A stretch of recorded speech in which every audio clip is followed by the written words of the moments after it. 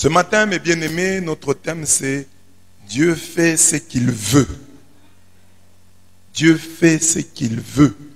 Dites à votre voisin, Dieu fait ce qu'il veut. Dans l'évangile de ce jour, le mot volonté revient à 4 reprises. Car je suis descendu du ciel pour faire non pas ma volonté, mais la volonté de celui qui m'a envoyé. Or, c'est la volonté de celui qui m'a envoyé que je ne perde rien de tout ce qu'il m'a donné, mais que je le ressuscite au dernier jour. Oui, telle est la volonté de mon Père, que quiconque voit le Fils et croit en lui ait la vie éternelle, et je le ressusciterai au dernier jour. Donc Jésus est venu pour faire la volonté de son Père, et non pour faire sa volonté. Et la volonté de celui qui l'a envoyé, c'est qu'il ne perde aucun de ce qu'il lui a donné, mais qu'il ressuscite chacun au dernier jour. La volonté de Dieu est que quiconque voit le Fils et croit en lui ait la vie éternelle. Donc Dieu veut que toi qui vois le Fils et qui crois en lui, tu puisses avoir la vie éternelle. Dieu ne veut pas te perdre. Dieu ne veut pas que tu sois perdu. Dieu fait tout pour que tu sois sauvé. Dieu veut que tous les hommes soient sauvés. Amen. Voilà la volonté de Dieu. Dieu veut ton salut. Cette insistance sur la volonté de Dieu nous a rappelé un passage biblique. Travaillez à votre salut avec crainte et tremblement. Non seulement comme à ma présence, mais bien plus encore maintenant que je suis absent. Car c'est Dieu qui produit en vous le vouloir et le faire selon son bon plaisir. Dieu veut un certain nombre de choses. Lui qui veut cela, le produit aussi en nous, selon son bon plaisir. Il veut, mais il le fait aussi. Parce qu'on dit, c'est lui qui produit en nous le vouloir et le faire. Ce qu'il veut là, il nous le fait vouloir. Ce qu'il veut là, il nous le fait faire. Amen. Il produit en nous le vouloir et le faire selon son bon plaisir. Philippiens 2, 13. Amen. Ce que Dieu veut, il te le fait vouloir. Donc, il s'arrange pour que toi aussi, tu puisses le vouloir, tu puisses l'aimer. Si nous sommes ici, si nous aimons la messe, si nous aimons la prière, si nous aimons Dieu, c'est Dieu qui nous a fait aimer sa personne. C'est lui qui produit en nous le vouloir et le faire selon son bon plaisir. Amen. Je veux que maintenant tu élèves ta voix et que tu les bénisses avec ces paroles. Seigneur, c'est toi qui produis en moi le vouloir et le faire selon ton bon plaisir. Glorifie-le, loue-le avec ses paroles. Oui, Seigneur, faible je suis, mais c'est toi qui produis en moi le vouloir et le faire, selon ton bon plaisir. Selon que cela t'arrange, tu produis en moi le vouloir. S'il y a des choses que j'aime, moi un pécheur, moi marqué par le péché originel, s'il y a de bonnes choses que j'aime, c'est toi qui les produis en moi. S'il y a de bonnes choses que j'ai fait, c'est toi qui les fais en moi. C'est toi qui produis en moi le vouloir et le faire selon ton bon plaisir. Par moi-même, je ne peux pas aimer le bien. Par moi-même, je ne peux pas faire le bien. Le peu de bien que je fais, le peu de bien que j'aime, que je veux, c'est toi qui le produis en moi selon ton bon plaisir.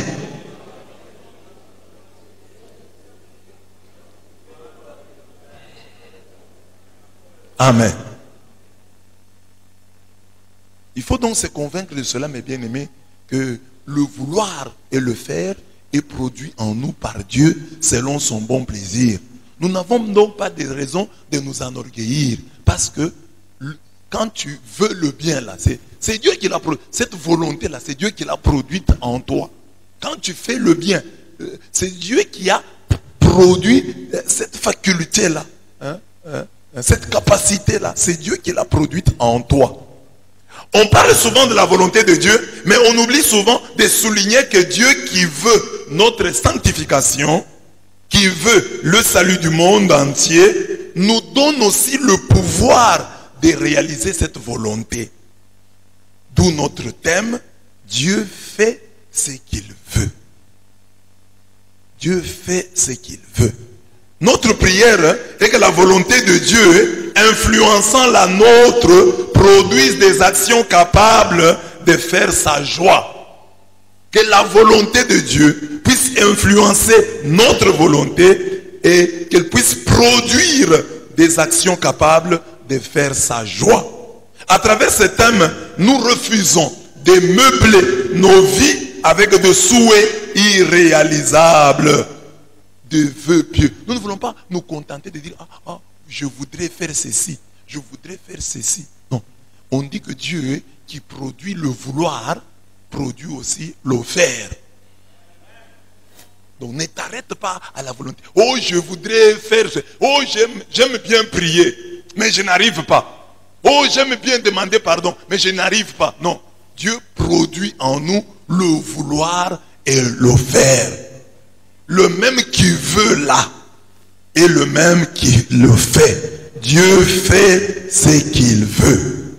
En toi, ce qu'il veut là, il le produit en toi. Amen. À travers ce thème, nous refusons donc de meubler nos vies avec des souhaits irréalisables. Oh, je voudrais bien abandonner cette habitude. Je voudrais bien renoncer à mes mensonges. Je voudrais bien abandonner mes mensonges. Mais je n'y arrive pas. Non. Philippiens 2:13 dit, Dieu produit en nous le vouloir et le faire selon son bon plaisir. Amen. Amen. Dis à ton voisin, Dieu veut que tu abandonnes tes péchés et il t'en donne la force. L'enfer, dit-on, est pavé de bonnes intentions. Les gens qui sont en enfer là, qui vont en enfer, ils se disent, non, j'aurais bien voulu faire ceci. C'est ça, ce sera en enfer. Pourtant, je pouvais le faire. Ce n'était pas si compliqué. Il aurait suffi que je prenne la décision. Ça, ce sera les regrets en enfer, les remords en enfer. J'aurais pu le faire. Pourquoi je n'ai pas pu le faire? Donc, en enfer, tu vas te rendre compte que ce que Dieu t'a demandé était à la portée de ta main. Que c'était possible. Mais tu t'en rendras compte en enfer. C'est comme quand tu échoues à l'école et puis tu te rends compte, mais ce cours n'est même pas compliqué, pourquoi je n'ai pas étudié? Tu arrives à l'interro ou à l'examen, on pose une question, tu te rends compte que tu étais sur ce chapitre-là. Tu pouvais retenir cette définition-là, mais tu as négligé. Ça fait mal. Ça sera comme ça en enfer. Amen. Amen. L'enfer est pavé de bonnes intentions. Imitons Dieu, chez qui vouloir et pouvoir se confondent. Écoutez ce que dit la Bible. Notre Dieu, lisons ensemble, notre Dieu, il est dans les cieux. Tout ce qui lui plaît, il le fait. Lui est différent des idoles. Lui, il suffit qu'il puisse vouloir quelque chose. Il suffit que quelque chose puisse lui plaire. Il le fait.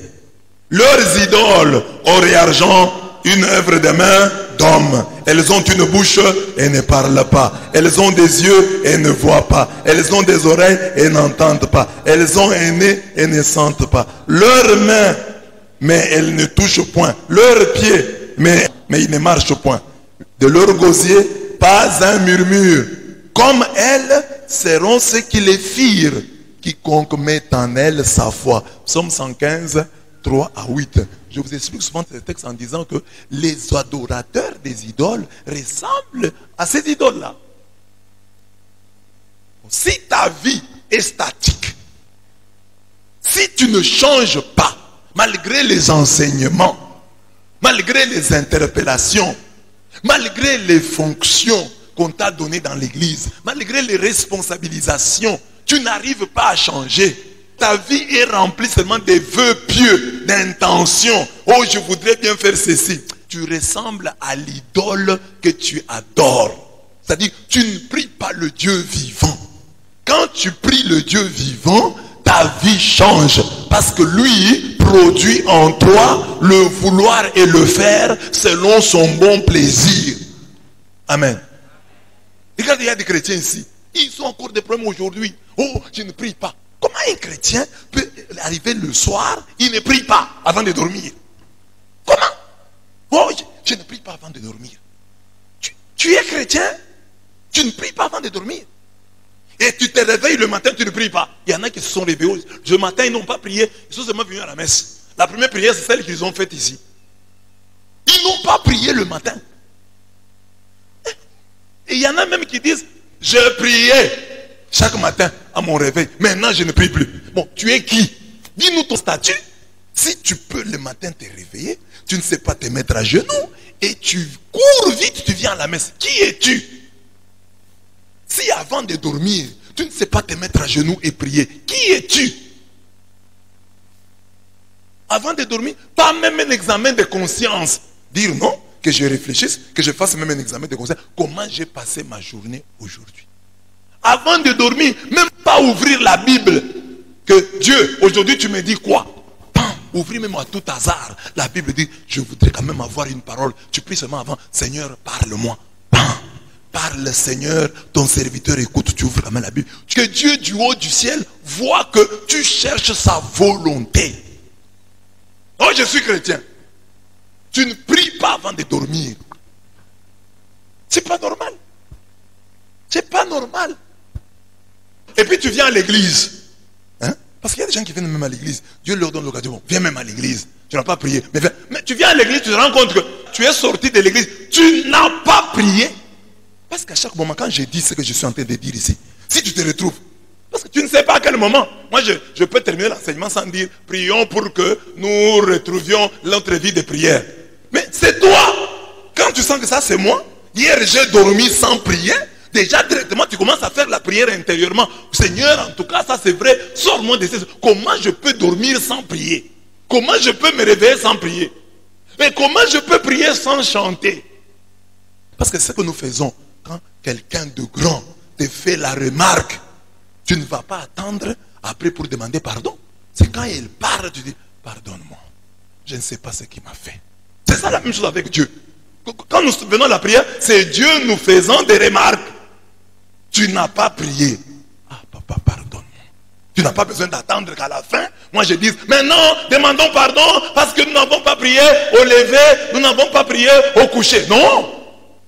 J'aime bien prier, mais je n'arrive pas. Non. Dieu produit en nous le vouloir et le faire. J'ai pris cette bonne décision-là de renoncer à cette relation qui ne m'apporte rien. Mais je n'y arrive pas. Non, Dieu produit en nous le vouloir et le faire. Parce que le vouloir, c'est déjà quelque chose. Mais le faire, quand vous voulez, vous allez faire en sorte que votre volonté là puisse se réaliser. Exemple, j'ai dit exemple ici. Une maman qui dit, oh moi j'injurie tout le temps mes enfants. Alors, je te donne la clé. Appelle les enfants à la maison. Mes enfants, mes enfants, moi, votre maman, je vous promets que désormais, je ne vous injurierai plus. Si je vous injurie, rappelez-moi. Cet engagement-là va vous aider. Même si vous tombez, après vous tombez encore, les enfants peuvent frapper. Mais maman, vous avez dit que vous n'allez pas nous injurier.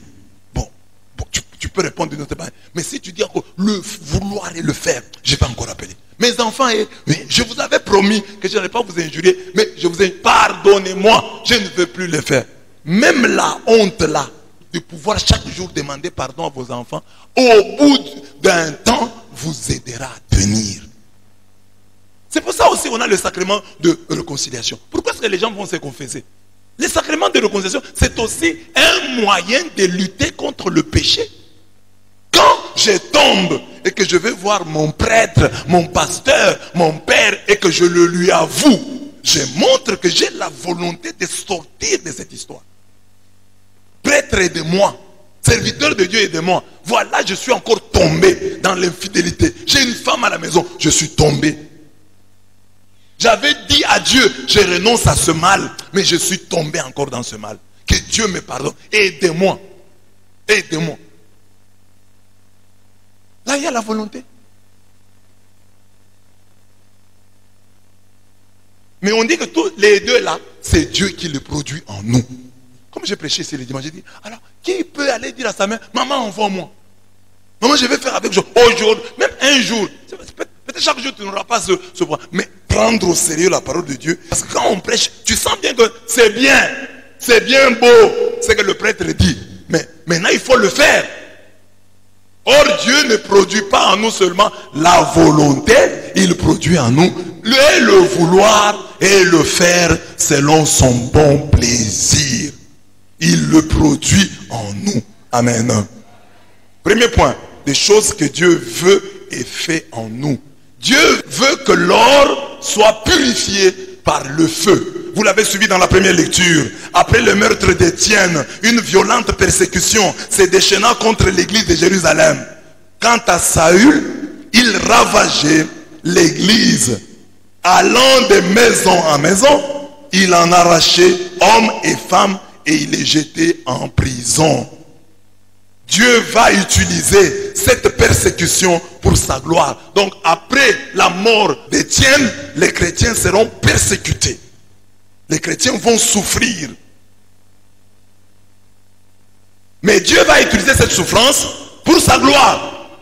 Ceux-là donc qui avaient été dispersés s'en allèrent de lieu en lieu en annonçant la parole de la bonne nouvelle. C'est ainsi que Philippe, qui était descendu dans une ville de Samarie, il proclamait le Christ. Acte 8, 4 à 5. C'est la confirmation d'une parole du Christ.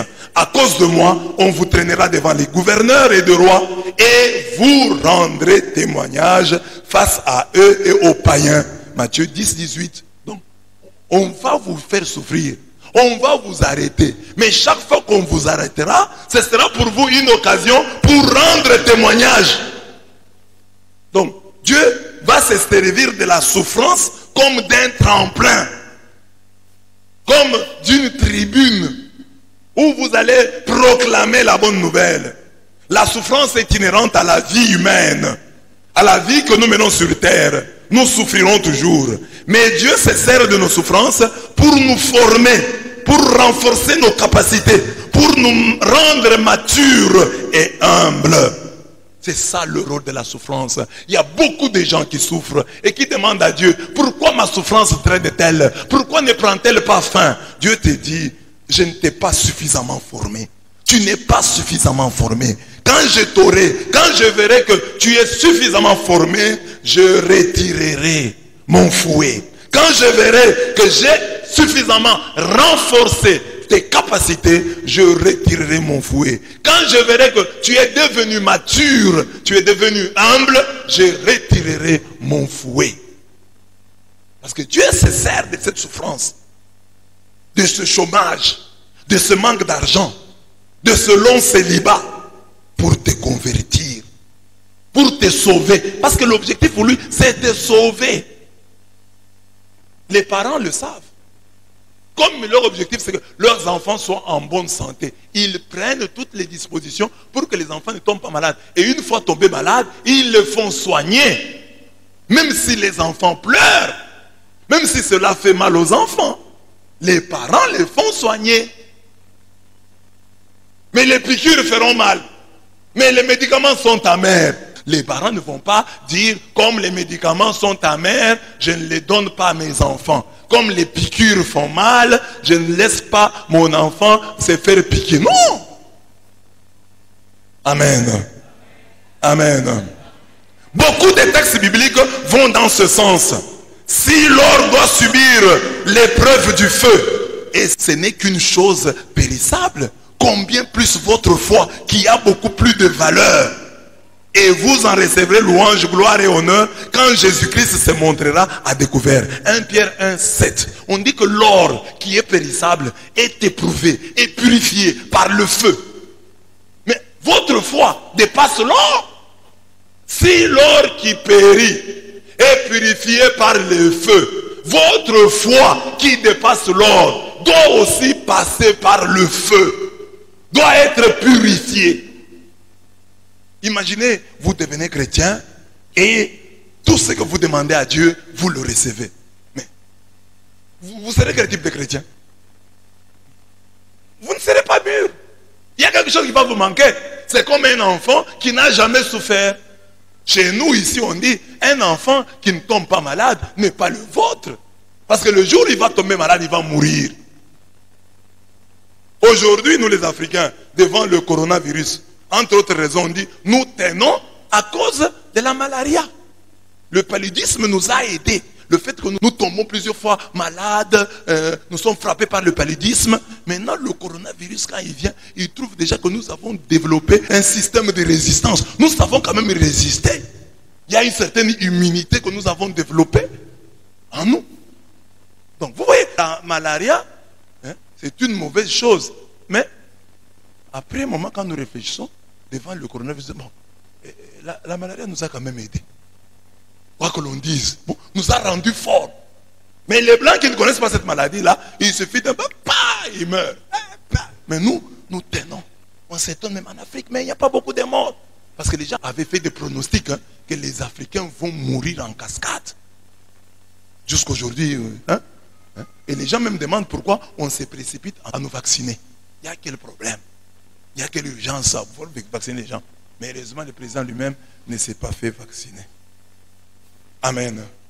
Donc vous voyez, donc cet exemple du coronavirus nous permet de comprendre que non, la souffrance forme. La souffrance est une école de formation.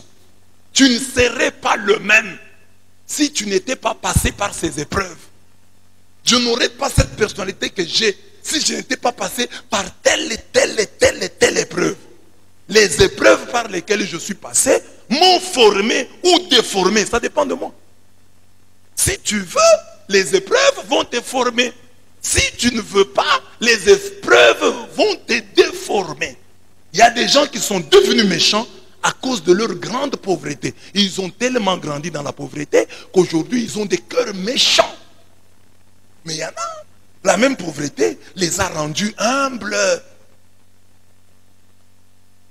C'est ça. Alors, si tu n'as pas appris le sens de la souffrance te déformera. Mais si tu comprends le sens de la souffrance te formera. Que la souffrance te forme. Ah, je suis comme ça, oui, je suis comme ça. Parce que quelque part, j'ai souffert dans ma vie. J'ai écrit ici, si tu n'étais pas passé par cette souffrance, tu te vautrais encore dans ta suffisance. Sans la perspective du cercueil, grand serait notre orgueil. S'il n'y avait même pas la perspective de la mort, si toi tu avais les assurances que tu n'allais pas mourir, mais tu serais trop orgueilleux, nous parlons, nous grondons, et une petite voix te dit, tu vas mourir. Bon, tu rentres en toi-même et tu te conseilles, tu dis, bon, pourquoi j'ai fait tout ça? Parce qu'un jour je mourrai. Un jour on m'enterrera. Si tu n'avais pas rencontré ces difficultés, aurais-tu atteint ces niveaux de maturité? C'est à l'issue du combat qu'on voit les vrais soldats. C'est parce que tu es passé par ce combat-là qu'on peut dire, ah, c'est un vrai soldat. C'est pourquoi il faut bien passer. La souffrance, la Bible l'appelle épreuve. La souffrance est une épreuve. Et épreuve signifie examen. Il faut réussir à l'épreuve. Pendant le moment où tu souffres là, où tu attends le mariage, où tu attends le voyage, où tu attends l'enfant, où tu attends le travail, c'est un moment d'épreuve. Il faut réussir à cette interrogation. Qu'as-tu fait pendant ta souffrance? Qu'as-tu fait pendant ton célibat? Qu'as-tu fait pendant ton chômage? Quel type d'homme tu as été pendant ta maladie? Quel type de chrétien tu as été quand tu as été endeuillé? C'est là. Chaque souffrance est une épreuve, c'est-à-dire un examen, un test. Comment as-tu vécu avec ton mari quand il n'avait rien? C'est un test. Les hommes peuvent se rendre compte. Hein? J'ai ma femme à la maison, quand j'ai l'argent, elle me sourit, elle m'obéit. Mais quand je n'ai rien, ma femme devient invivable, devient un véritable poison. La souffrance est une épreuve, un examen, un test. Il faut réussir. Quand j'étais pauvre, je priais toujours. Amen. Si tu n'avais pas connu cette peine, serais-tu encore sur la scène? Grâce à l'épreuve, tu as su te maintenir pour préparer ton avenir. Si tu n'étais pas passé par cette épreuve, aurais-tu vraiment réalisé tes rêves? Ta réussite clouera le bec à ceux qui voulaient ton échec. Tu connais Joseph? Tu crois qu'il serait chef? Et qu'il irait de promotion en promotion sans passer par cette tribulation? Est-ce que Joseph serait devenu Joseph s'il n'était pas passé par cette tribulation? La souffrance fait ce que nous sommes aujourd'hui. Soit elle vous forme, soit elle vous déforme. C'est l'histoire que je vous raconte du café, de l'œuf et du manioc. Prenez le manioc, vous le mettez dans l'eau chaude. Après quelques minutes, l'eau chaude restera toujours l'eau chaude. Et le manioc sera ramolli.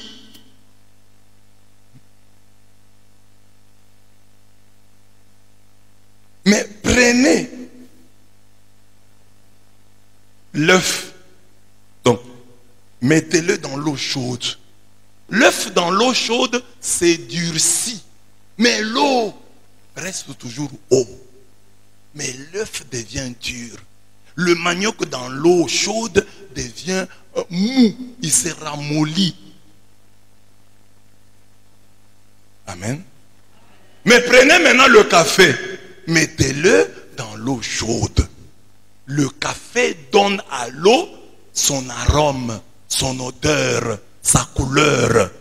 Et l'eau, on l'appelle café. Et c'est le café maintenant qui donne et la couleur et l'arôme, l'odeur à l'eau. C'est ça les types de chrétiens, 3 types de chrétiens que nous avons. Il y a des chrétiens, l'eau chaude représente la souffrance. Il y a des chrétiens que la souffrance rend faible. Ce sont des chrétiens manioc. On l'a mis dans l'eau chaude, il devient faible. Un autre, on le met dans l'eau chaude, il devient dur. Il devient méchant. Parce qu'il souffre, il devient méchant. Un autre, quand il souffre, il devient faible. Ah, moi, je ne peux plus rien faire dans ma vie. En tout cas, moi, c'est fini. Ah, moi, il se décourage. Ça, c'est le manioc. Mais l'œuf dans l'eau chaude, c'est durci. Les chrétiens qui deviennent méchants à cause de leur souffrance. Vous voyez, par exemple, dans certains villages, vous passez seulement comme ça. Vous connaissez un accident.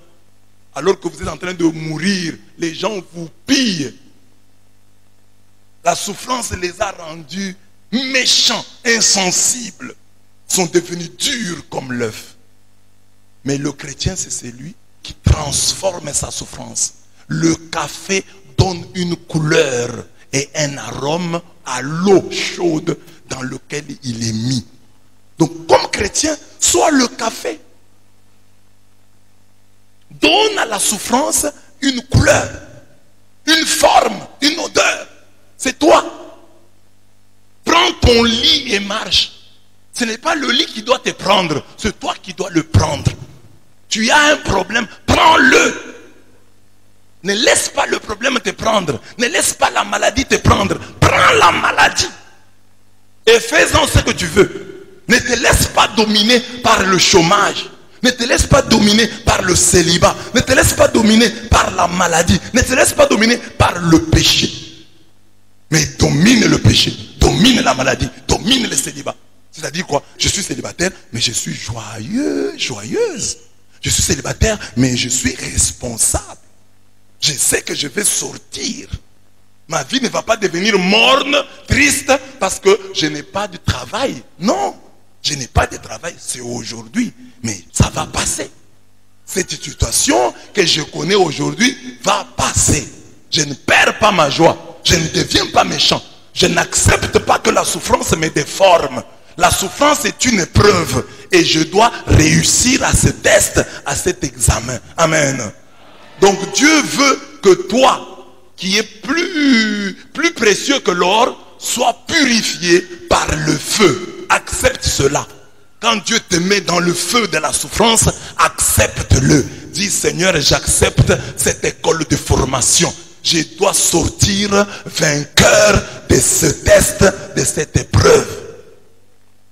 Si pendant ta souffrance, tu ne souriais pas, tu étais devenu méchant, tu étais devenu envieux, maintenant, Dieu veut te bénir. Tu vas dire quoi? Dieu te dit, pendant la souffrance, quel type d'homme as-tu été? Ah, pendant la souffrance, j'étais très méchant. J'étais devenu orgueilleux, j'étais devenu envieux. Je pensais que tout le monde m'avait abandonné et que personne ne m'aidait.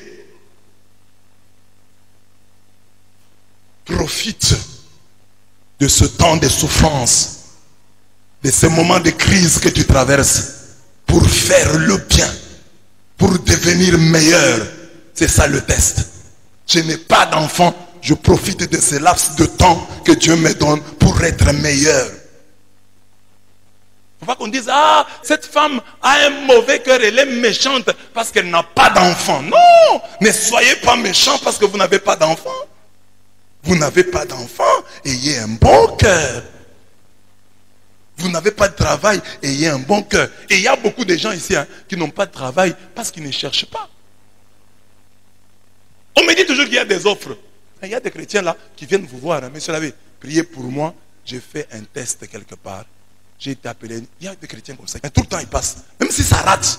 Mais ils viennent. Monsieur l'abbé, il y a un test. Monsieur l'abbé, il y a un test. Nous avons été retenus. Mais il y a des chrétiens que je n'ai jamais vus. Eux, ils croient que le travail viendra les chercher. On dit que après l'épreuve, vous recevrez louange, gloire et honneur quand Jésus-Christ se montrera à découvert. Et c'est ça, la belle image que je peux vous donner. Tous ceux qui ont étudié dans des grandes écoles, les écoles disciplinées, où il y avait une grande discipline, aujourd'hui ils sont fiers. Ils sont fiers d'avoir étudié dans ces écoles-là. Moi j'ai étudié au collège, tel collège. Il y avait une grande discipline. Ça devient aujourd'hui un titre de gloire. Ce qui était hier une peine pour toi devient des galons. Il y avait la discipline. Nous, on ne blaguait pas. Avec l'abbé Paulin, avec l'abbé Christian, l'abbé Godet était là. Non, il y avait la discipline. Donc, il y a des écoles, la discipline qui aujourd'hui nous fait souffrir devient un titre de gloire. Moi, c'est à dire, non, moi j'ai étudié dans une bonne école. Alors, c'est la même chose dans la vie. Si tu es passé par des épreuves, les épreuves deviendront après des titres de gloire, des galons. Car l'or est éprouvé dans le feu et les élus dans la fournaise de l'humiliation. Siracide 2, 5. Si l'or est éprouvé dans le feu, les élus, ceux que Dieu agrée, sont éprouvés dans la fournaise de l'humiliation. Quand tu te retrouves, tu n'as plus à manger. Toi qui avais à manger. Dieu cherche quelque chose. Dieu, ça fait mal que je te le dise, mais je te dis que c'est une école. C'est une fournaise de l'humiliation. C'est pourquoi, quand tu es dans la souffrance, n'évoque pas tes années de gloire pour t'enorgueillir. Quand tu es dans la souffrance, que ta gloire passée te rende encore plus humble. Que tu te dises, oui, ça ce fut mon passé, mais regardez ce que mon présent. J'ignore ce que sera mon futur. Si je me comporte mal dans mon présent, éprouvant, je risque de transformer ce présent de souffrance en futur de malheur. Fournaise de l'humiliation. Est-ce que tu as compris ce que Dieu cherche dans ta vie en te faisant passer par ce désert? Dieu veut te former. Te laisses-tu former? Voilà la question que Dieu nous pose aujourd'hui. Or, tous ceux qui veulent vivre pieusement en Jésus-Christ seront persécutés. De Timothée 3,12. Il nous faut passer par bien des épreuves, par bien des tribulations, pour rentrer dans le royaume de Dieu. Acte 14, 22. Vous aurez des tribulations dans le monde, mais prenez courage, j'ai vaincu le monde. Jean 16, 33. Vous allez souffrir, mais ayez toujours courage. Moi, j'ai vaincu le monde.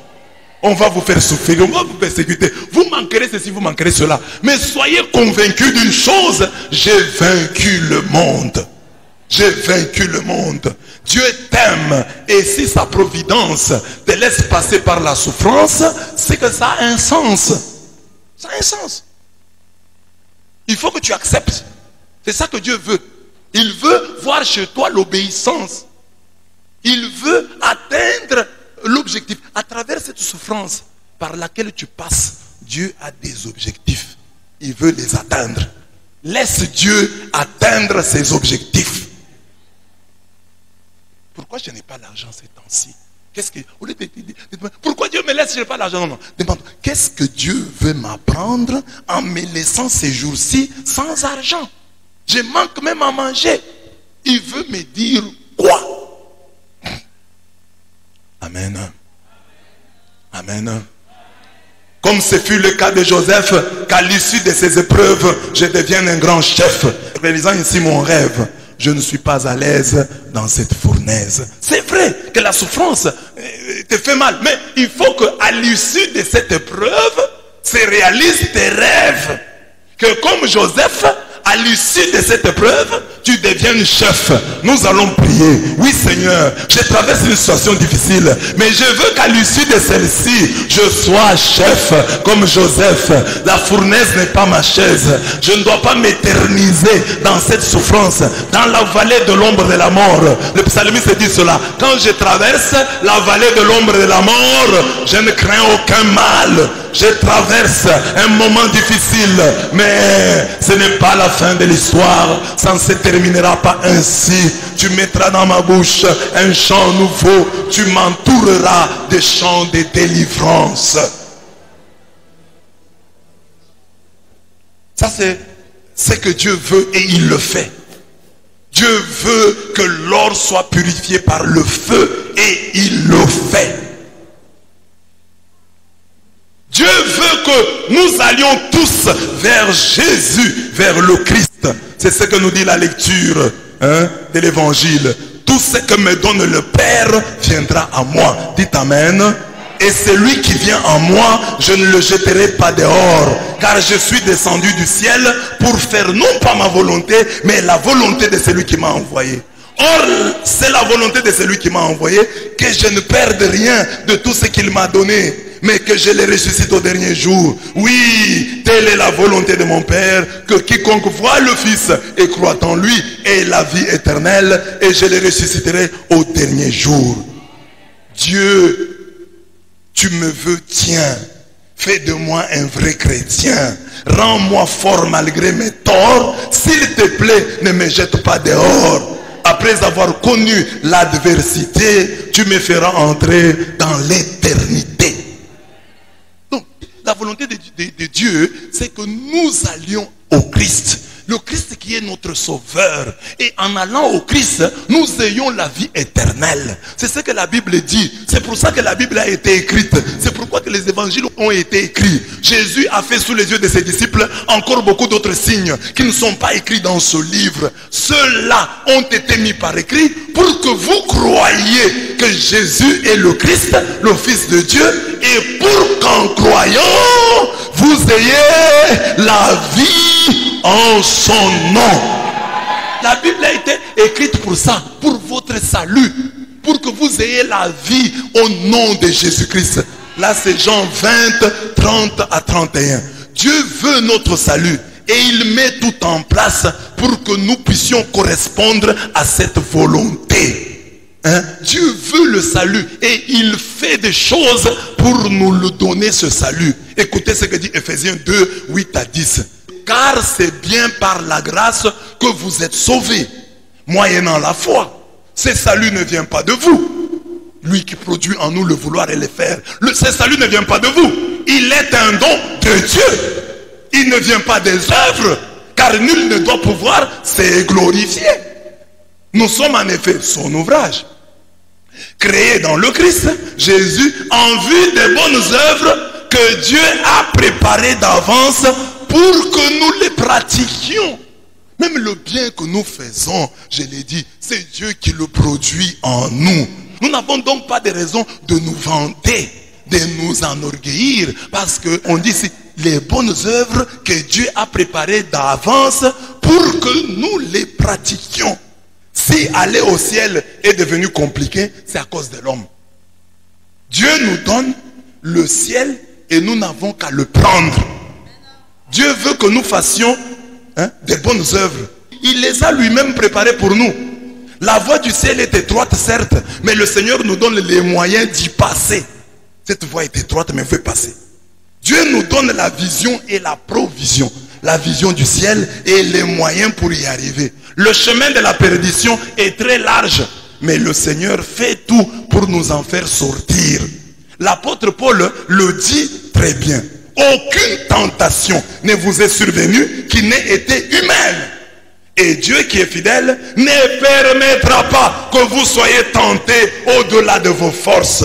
Mais avec la tentation, il préparera aussi le moyen d'en sortir afin que vous puissiez la supporter.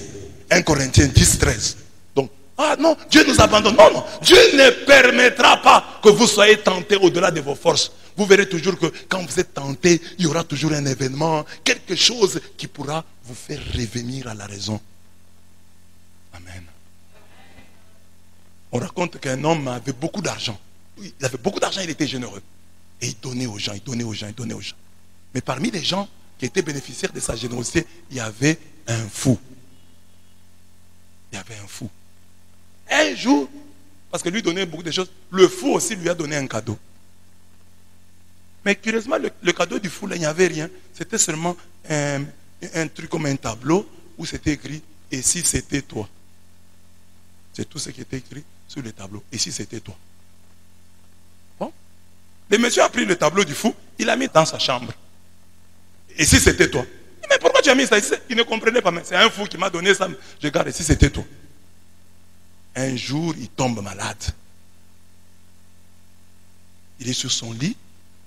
Sa femme va trouver un médecin et dit, voilà, je voudrais que mon mari a beaucoup d'argent, que tu puisses lui donner un poison mortel, comme ça il meurt et nous partageons la richesse. Quand le médecin arrive pour tuer le mari riche et généreux, il voit le tableau du fou qui dit, et si c'était toi? Amen. Et c'est ça qui a fait réfléchir cet homme-là. Oui, et si c'était toi? Mets-toi à la place de celui que tu veux tuer maintenant. Et il s'est converti, il s'est ravisé, il a confessé son péché et cet homme est resté en vie. Pour dire quoi? Voilà, c'est quand vous êtes un enfant de Dieu, même un tableau peut vous faire revenir à la raison.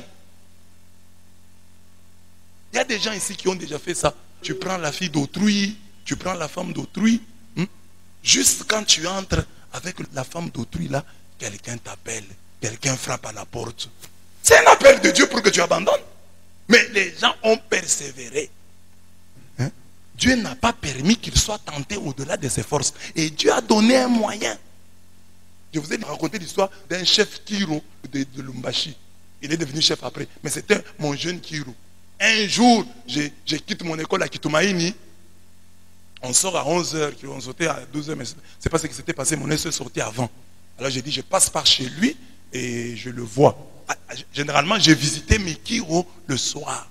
Mais ce jour-là, je vais visiter mon Kiro vers 11h. J'arrive à la porte, je frappe, ça traîne, il ne vient pas. Et puis après, il sort. On reste avec lui au salon là. Je traîne.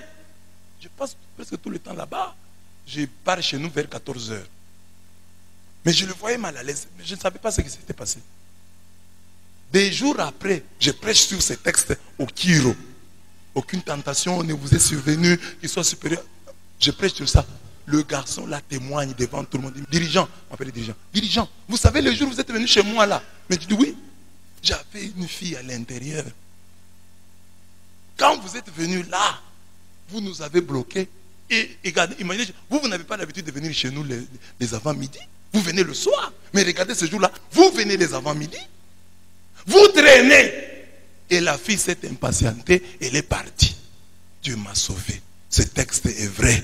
Dieu ne permettra pas que vous soyez tentés au-delà de vos forces. Mais avec la tentation, il préparera aussi le moyen d'en sortir afin que vous puissiez le supporter. Un autre papa me donne le témoignage. Il va avec une femme. Il arrive comme ça. Il faisait sombre dans la chambre là. Dès qu'il entre avec la femme, au moment de l'action, le courant est rétabli. Il regarde la femme qu'il avait rencontrée en cours de route. Son corps.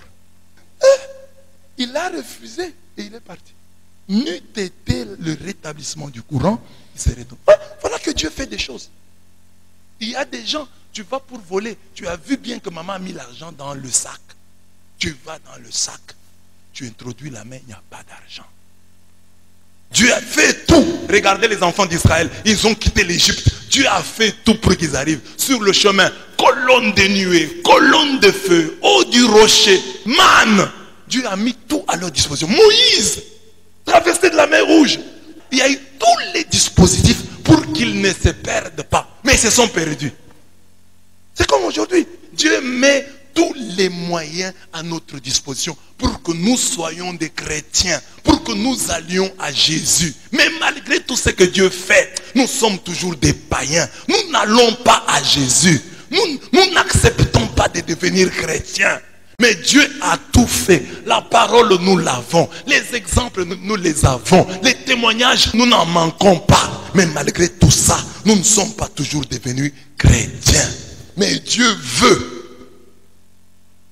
Mais quand vous n'arrivez pas à devenir chrétien, mais regardez à côté de vous, il y a des gens qui sont devenus chrétiens. Il y a des gens qui prennent au sérieux. Ce qui est impossible pour vous, ce qui vous est très pénible, est facile pour certains. Ici même, tu peux voir une chose que toi tu ne peux pas supporter, quelqu'un la supporte. Comment lui fait? Comment est-ce qu'il fait? Dieu a produit en lui et le vouloir et le faire. Parce que comme je l'ai dit ici, il y a des jeunes gens ici à l'église, je parle avec eux. Ils sont des garçons, ils ne sont jamais tombés, pas même dans la masturbation. Ils existent ici. Pas même dans la masturbation. Ils n'ont jamais vu un film pornographique. Il y a des filles aussi ici. Elles n'ont jamais vu de la pornographie. Ils existent. Ne dis pas que non, c'est notre génération. Non, il y a des gens de votre génération qui n'ont pas encore vu les profondeurs de Satan dans lesquelles tu nages. Toi, tu nages dans les profondeurs de Satan, mais eux ne les ont jamais vus. Et ils n'ont même pas envie. Hein. Il y a quelqu'un qui, ça ne lui dit rien la pornographie. Oh, je vais chercher. Il a Internet, il a le téléphone, mais ça ne lui dit absolument rien. Ils sont là. Comment Dieu les a aidés, eux, comment ne peut-il pas t'aider toi? Et quand je vous prêche, je vous dis, soyez attentifs. Regardez dans la vie, il y a aussi des choses que vous ne faites pas. Dieu vous a donné la force pour ne pas faire ces choses-là. Le même Dieu qui vous a donné la force pour ne pas faire ceci et cela, il peut aussi vous donner la force pour ne pas faire ce que vous êtes en train de faire là. Ce que vous croyez être votre esclavage, vous pouvez ne pas le faire et vivre. Amen. Amen. Dieu veut que nous allions à Christ, que nous devenions des véritables chrétiens. En Jésus, la colonne de nuée qui nous conduit le jour et la colonne de feu qui nous guide la nuit, c'est le Saint-Esprit. La traversée de la mer Rouge, c'est notre baptême. L'aliment et le breuvage spirituel, c'est l'Eucharistie. Moïse, ce sont les Saintes Écritures, ainsi que tous les hommes de Dieu que Dieu a placés sur notre parcours existentiel. Dieu veut notre salut et il nous en donne les moyens. Répondons seulement à son invitation. Venez, car tout est déjà prêt. Va dans les chemins et le long des haies, et ceux que tu trouveras, contrains-les d'entrer, afin que ma maison soit remplie. Luc 14, 17, 23.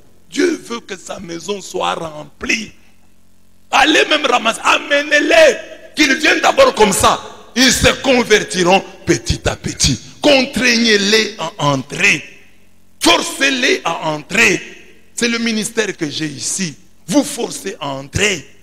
confessez-vous, priez, forcez-les à entrer. Venez à la réunion, vous pouvez venir fâché, mais vous êtes venu fâché. Si Dieu bénit ce jour-là sa parole, cette parole-là que vous êtes venu fâché, écoutez, elle peut entrer en vous et vous convertir. Pourquoi Dieu a-t-il dit, forcez-les à entrer? Parce qu'ils croyaient que même s'ils sont forcés, quand ils seront là, peut-être une parole va les convertir. Forcez-les à entrer. Forcez-les à entrer. Mais il y en a qui acceptent que c'est bien qu'on nous force à entrer, mais d'autres le refusent. Bon, mais en tout cas, Dieu produit en nous et le vouloir et le faire selon son bon plaisir.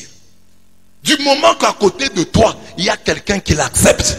Du moment qu'à côté de toi, il y a quelqu'un qui le supporte. Du moment qu'à côté de toi, il y a quelqu'un qui le vit. Donc, c'est possible. Dieu te jugera autrement. Si un commandement, Dieu arrive ici, tout le monde a échoué, ça va. Et c'est ça que nous voulions en classe. Hein? Quand l'enseignant disait, vous tous, vous avez 0, on était contents. Mais quand il disait, toute la classe, vous avez 0, sauf tel et tel, on avait mal. Mais ce sera comme ça avec Dieu. Dieu ne dira pas que tous vous avez 0. Dieu dira, tous vous avez 0, sauf tel, tel et tel. Et c'est ça l'enfer. Je pouvais aussi figurer sur la liste de ceux que Dieu a délibérés. Mais pourquoi j'ai raté? Dieu produit en nous le vouloir et le faire selon son bon plaisir. C'est que Dieu veut, il le fait. Amen.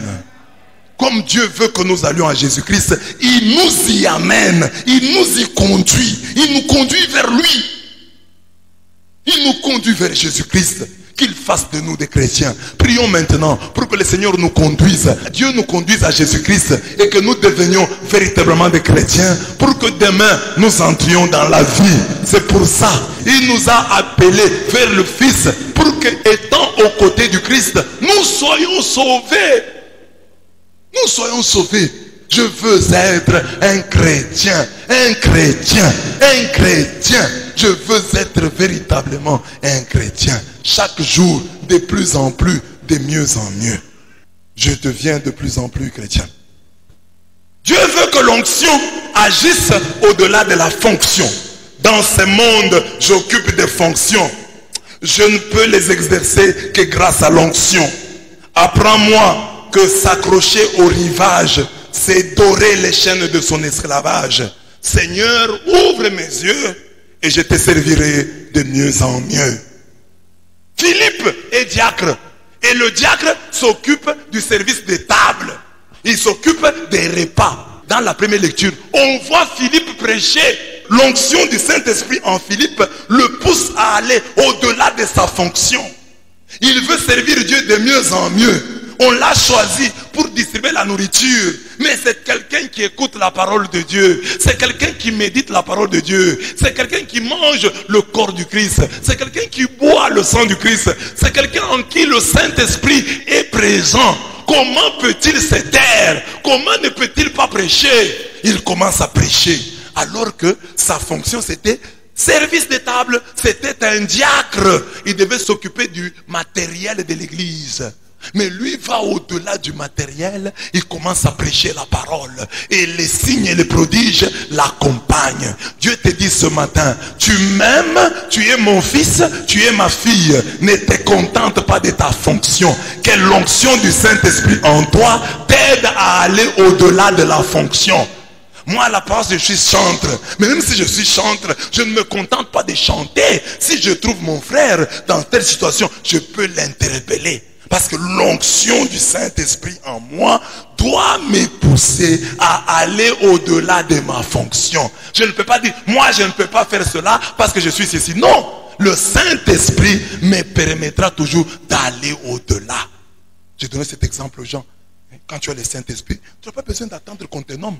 Moi je suis allé à Kinshasa. J'arrive à Kinshasa, j'étais étudiant. Mais j'ai eu un ministère. J'ai prié Dieu, j'ai dit Seigneur, je suis ici, je suis ton prêtre, donne-moi du travail. Et Dieu m'en a donné. Et je faisais des choses, je me demandais, pourquoi est-ce que j'ai fait ça? J'appelais des jeunes à la prière, venez on prie. J'appelais des grandes personnes à la prière, venez on prie. L'onction du Saint-Esprit en moi ne me permettait pas de prendre des vacances sacerdotales, des vacances pastorales. L'onction du Saint-Esprit en moi me poussait à faire quelque chose. Et cette onction-là, si elle est aussi en toi, elle ne te laissera pas prendre tes vacances. Elle ne te laissera pas te limiter à tes fonctions. Tu iras au-delà. Tu regarderas ici à l'église, tu dis, il y a tel besoin. Dieu m'appelle à ceci. Il y a tel problème. Dieu m'appelle à cela. Tu comprends ça? Dieu m'appelle à faire ceci. Dieu m'appelle à faire cela. Parce qu'il y a un besoin. Tu verras les besoins de l'église. Tu verras les besoins de la communauté. Et tu y découvriras un appel. Tu viens à l'église, il y a 2 personnes qui chantent. Et qui chantent mal. Toi, tu es dans les rangs. Tu as une belle voix. Tu es un ancien choriste. Tu refuses d'aider. Tu dis non, parce que moi, on m'a donné tes responsabilités. Je m'occupe de ceci. Je ne peux pas aller aider à la chorale. Tu n'as pas l'onction. Quand tu es en l'onction, l'huile du Saint-Esprit, quand Dieu t'a oint, quand le Saint-Esprit est en toi, quand cette huile-là coule en toi, tu iras aider à la chorale. Tu donneras un coup de main à la chorale. Tu vois qu'à l'église, il y a un besoin d'évangélistes. Nous n'avons pas beaucoup de gagneurs d'âmes. Même si on ne te nomme pas officiellement, l'onction te poussera à prêcher l'évangile. L'onction t'amènera à gagner les âmes. Chaque personne que tu trouveras, tu verras en lui une âme à sauver. Ou une âme à amener à Christ. Parce qu'il y a des gens qui sont déjà en Christ, mais il leur manque quelque chose. Il leur manque cette vie de prière. Il leur manque cette découverte. J'ai des chrétiens ici qui me disaient, Monsieur l'abbé, on connaissait ces choses. Mais en vous écoutant, on a des nouvelles lumières. Quelqu'un peut venir à l'église, pas parce qu'il était dans les ténèbres, mais pour avoir des nouvelles lumières. Ce matin, tel que nous avons expliqué ces textes, tu peux avoir reçu une nouvelle lumière. Et c'est pour ça que tu peux appeler quelqu'un, pas parce qu'il était dans les ténèbres, pour lui dire, viens chez nous, si tu écoutes la parole, Dieu va t'ouvrir des horizons. Tu auras des nouvelles lumières. Ce n'est pas que tu étais perdu, mais une nouvelle lumière. Ah, ça, je n'avais pas envisagé comme ça. Ça, je ne voyais pas ça dans ce sens. Tu vois maintenant. Tu vois maintenant. C'est ça. Alors, quand tu es convaincu que chez nous, il y a des nouvelles lumières, tu ne seras pas heureux de profiter de ces nouvelles lumières seul. Tu chercheras d'autres personnes pour qu'ensemble, vous puissiez profiter de ces nouvelles lumières. Ah, papa, viens à la prière chez nous. En tout cas, il y a quelque chose de précieux. Il y a un plus que tu recevras. Et ça, c'est à travers mes paroles, mais à travers aussi mon exemple. Quand quelqu'un voit cette maman qui n'écoutait pas son mari, qui ne vivait pas en paix avec son mari, commence à vivre en paix avec son mari. Et si le mari, lui, ne vient pas à la prière, le mari peut être attiré par la prière à travers la conversion de sa femme. Pas seulement la conversion, mais à travers aussi les miracles de sa femme. C'est pourquoi à l'église, nous devons prier pour que les miracles adviennent. Je vais arriver là-bas. Parce que les miracles aussi convertissent. Amen. Donc, va au-delà de ta fonction. Et enfin, Dieu veut du surnaturel dans notre naturel. Puisque ton esprit me dirige, fais de moi un prodige. Ma vie trop ordinaire, fais de moi un vulgaire. Que vienne mon jour de miracle après toutes ces nuits d'obstacles. Amen. Amen. Philippe, qui n'est que diacre, on dit que sa prédication de la parole est accompagnée de signes et de prodiges. Philippe étant descendu dans la ville de Samarie, il prêcha le Christ. Les foules tout entières étaient attentives à ce que disait Philippe. Lorsqu'elles apprirent et virent les miracles qu'il faisait. Donc, lorsqu'ils apprirent et virent les miracles qu'il faisait. Car des esprits impurs sortirent de plusieurs démoniaques en poussant de grands cris. Et beaucoup de paralytiques et de boiteux furent guéris. Et il y eut une grande joie dans cette ville.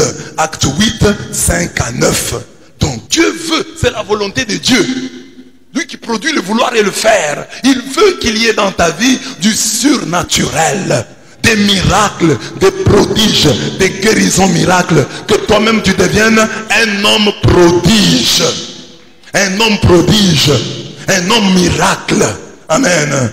Dis à ton voisin, sois un homme miracle. Sois un homme prodige. Sois une femme prodige. Un homme qui étonne le monde. Comme les cas que je donne ici. Chaque fois que le Saint-Esprit est venu dans la vie du roi Saül, le Saint-Esprit entre dans sa vie, et lui souvent, ça arrivait comme ça. Donc, il commence à prophétiser. Il commence à prophétiser. Il entre aussi en transe. Et les gens demandent, oh, Saül est-il aussi parmi les prophètes? Un jour, il poursuit David. Il entre aussi dans la confrérie des prophètes.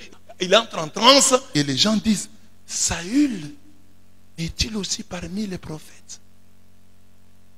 C'est ça, devenir un homme prodige. Qu'on te voit là où on ne t'attendait pas.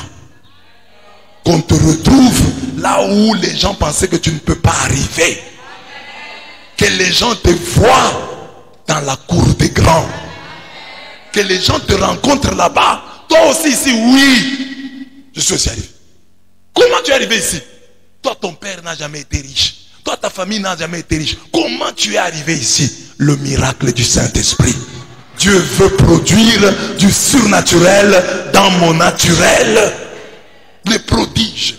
Saül, qui était roi, s'est retrouvé entré en transe. Et les gens étaient étonnés. Ah, Saül ici? Oui.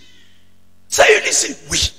Mais lui est roi. Mais comment il se retrouve avec les prophètes? C'est le même étonnement que tu dois produire. Le même étonnement que tu dois produire.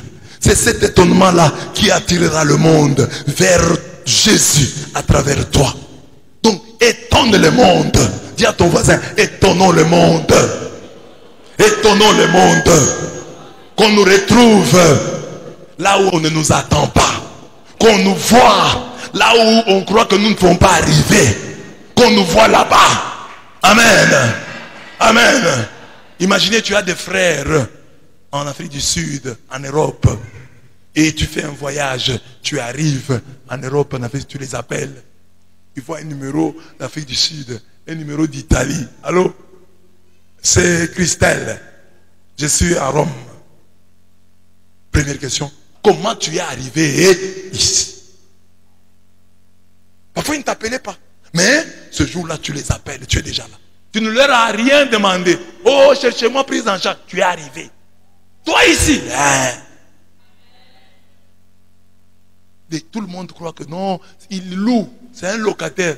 Et pourtant, tu es déjà devenu propriétaire. Les surnaturels dans ta vie. Que les démons soient chassés de ta vie. Que les démons sortent de ta vie en poussant des grands cris. Si tu as été aussi paralytique, paralysé dans tel et tel domaine, que Dieu te donne maintenant de marcher. Que tout ce qui a été paralysé dans ta vie recouvre sa force et marche sans problème. Amen. Sois changé en un autre homme. Regardez, quand Philippe commence à faire des miracles, Simon le magicien, qu'on appelait la grande puissance, vient voir Philippe, vient voir Pierre. Mais après, les miracles de Philippe, parce que c'est lui qui lui a créé des problèmes, c'est Philippe. Parce que lui était la grande puissance en Samarie. Alors, Philippe a fait des miracles et Philippe a fait venir Pierre. Pierre est venu là-bas, il a imposé les mains. Et Simon le magicien a commencé à désirer le Saint-Esprit. Et il a voulu payer le Saint-Esprit. Lui était dans la magie. Il dit non, prenez l'argent, donnez-moi le Saint-Esprit. Parce que je trouve que le Saint-Esprit dépasse la puissance que moi j'ai. Voilà les prodiges dans la vie d'un chrétien. Qu'au lieu d'envier les occultistes, qu'au lieu d'envier les marabouts, les occultistes, que eux puissent t'envier.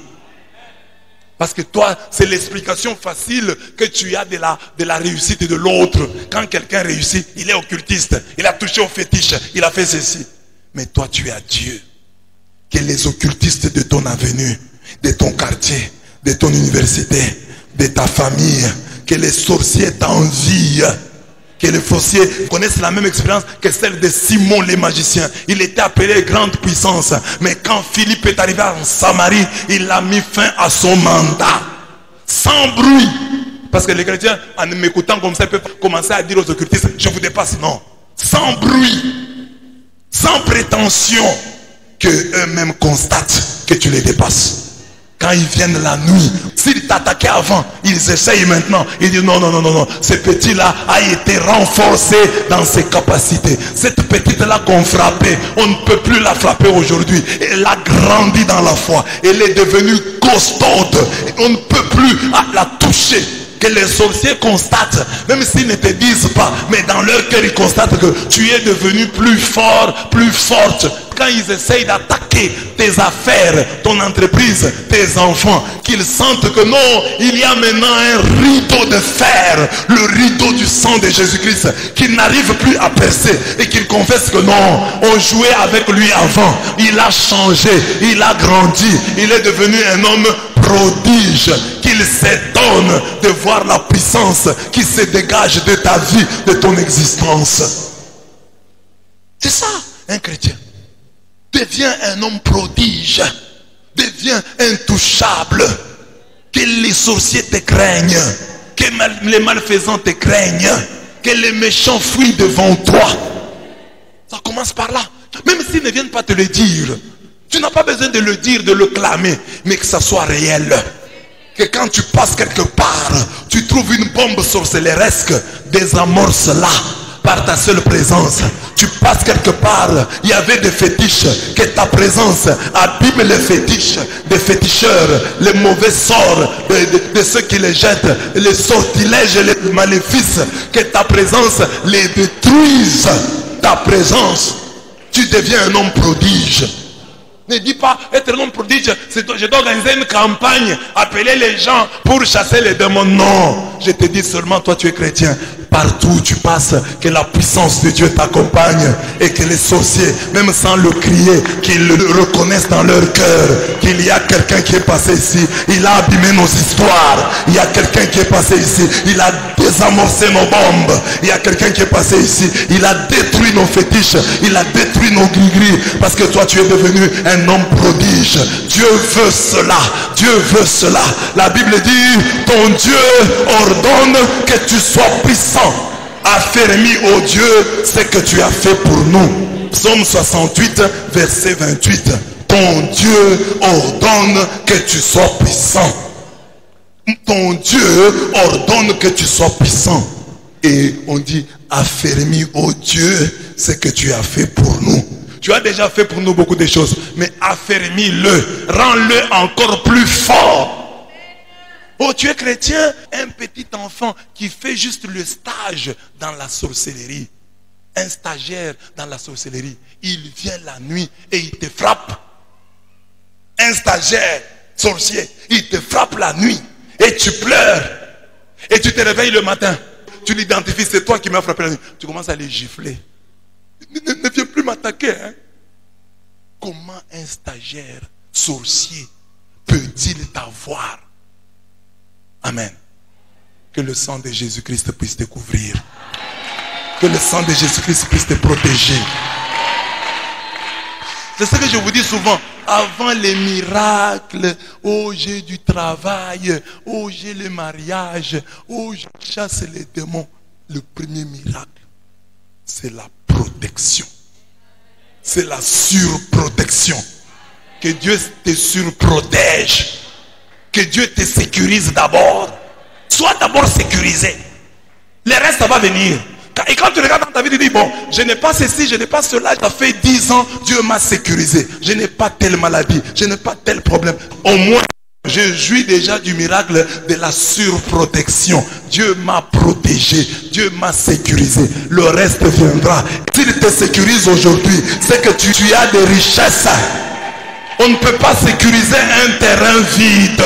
On ne peut pas sécuriser un terrain où il n'y a rien. On sécurise un terrain où il y a des minéraux. Un carré minier, on les sécurise. Quand Dieu te sécurise, c'est qu'il sait qu'il y a de l'or, il y a du diamant. Tu es un carré minier. Il y a des richesses en toi. Et voilà pourquoi Dieu veille sur toi, veille sur tes enfants, car il connaît les richesses que vous portez. C'est pourquoi il vous sécurise. C'est pourquoi il vous protège. Amen. Amen. Et ça, mettez-le dans votre tête. C'est le moment, mes bien-aimés, de nous préparer à cela.